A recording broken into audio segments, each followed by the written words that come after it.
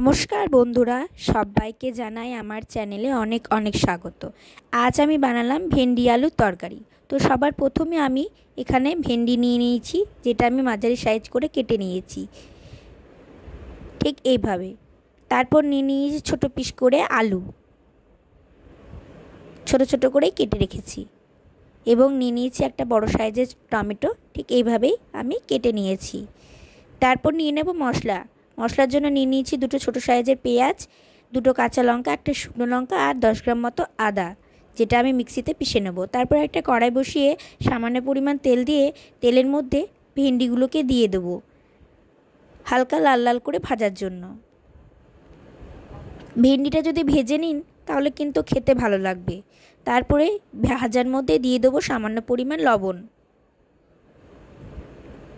লবণটা দেওয়ার পর ভালো মতো করে নেড়ে এটাকে ভাজতে থাকতে হবে।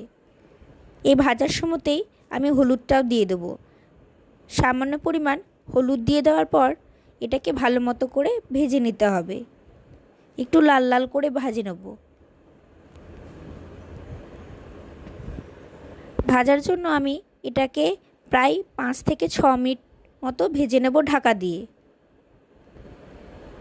দেখুন কতটা ভাজা ভাজা লাল লাল হয়ে এসছে। ব্যাস, এটাকে ঠান্ডা করতে রেখে দেব। তারপর একটা কড়াই বসিয়ে তার মধ্যে সামান্য পরিমাণ তেল দিয়ে দেবো 5 ফোড়ন, সামান্য পরিমাণ। তারপর দিয়ে দেবো তেলের মধ্যেই হলুদের গুঁড়ো। আমি তেলের সঙ্গেই হলুদটা বেশিরভাগ দিয়ে থাকি। হলুদটা দিয়ে দেওয়ার পর দিয়ে দেব টমেটো। এইভাবে হলুদ আর 5 ফোড়নের সাথে ভালো মতো করে নাড়িয়ে নেব। 5 মিনিট মতো ভেজে রাখার পর দিয়ে দেবো বেটে রাখা মশলা।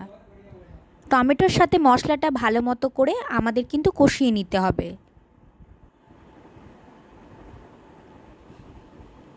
এইভাবে খুন্তির সাহায্যে হালকা হালকা করে মশলার সাথে টমেটোটা কষিয়ে নিতে হবে ভালো মতো করে।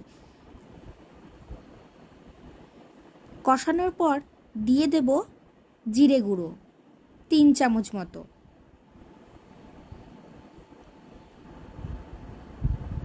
আপনারা ধনে গুঁড়ো বা অন্য কোনো মশলাও দিতে পারেন, আমি এখানে শুধু জিরে গুঁড়োই দিয়েছি।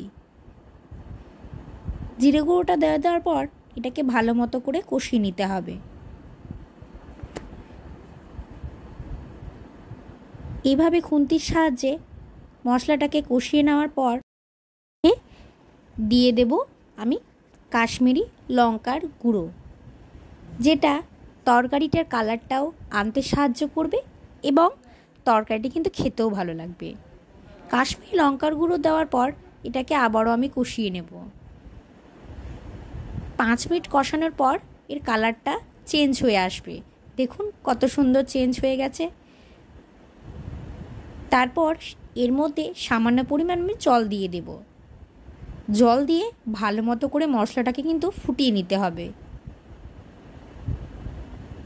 মশলাটা ভালো মতো করে ফুটলে মশলার গন্ধটা অনেকটাই বেরিয়ে আসবে।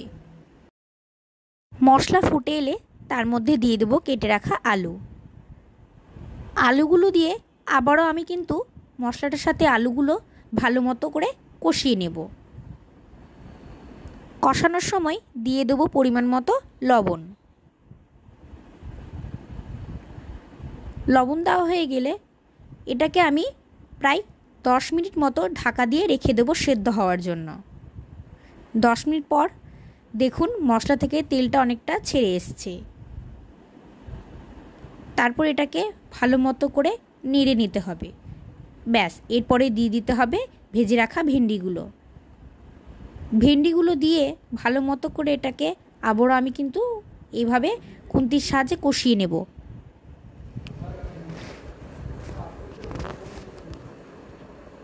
কষিয়ে রান্না করলে টেস্টটাও দুর্দান্ত লাগে। তারপর ঢাকা দিয়ে রেখে দেবো আরও 10 মিনিট মতো। 10 মিনিট পর দেখুন মশলার জলটা কতটা শুকিয়ে গেছে। তারপর ভেন্ডি আলু কষানো হয়ে গেলে তার মধ্যে দিয়ে দেবো আমি সামান্য পরিমাণ জল। আমি এখানে ভিন্ডি আলুটা একটু মাখো মাখোভাবেই করতে চাই।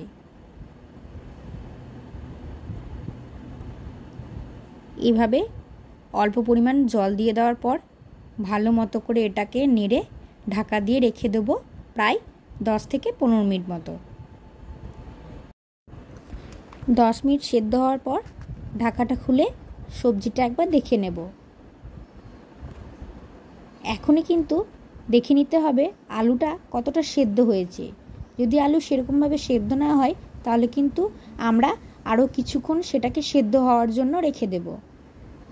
আলু কিন্তু তেমনভাবে খুব একটা সেদ্ধ হয়নি, তাই আমি আরও 5 মিনিট মতো এটাকে সেদ্ধ করতে বসিয়ে দিলাম।